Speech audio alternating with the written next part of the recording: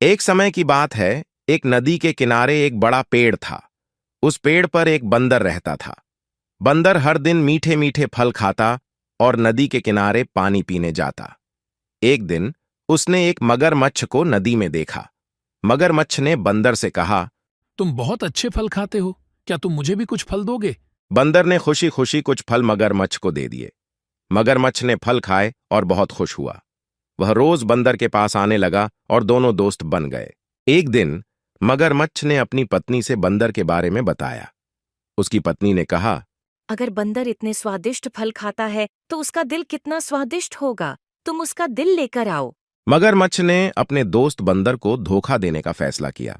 उसने बंदर से कहा, तुम मेरे साथ नदी के दूसरी तरफ चलो, वहां और भी मीठे फल हैं। बंदर मान गया और मगरमच्छ की पीठ पर बैठ गया। नदी के बीच में पहुंचकर मगरमच्छ ने कहा, मैं तुम्हें धोखा दे रहा हूं। मेरी पत्नी तुम्हारा दिल खाना चाहती है। अरे दोस्त, मेरा दिल तो पेड़ पर ही रह गया। मुझे वापस ले चलो, मैं उसे लेकर आता हूँ। मगरमच्छ बंदर को वापस पेड़ पर ले गया।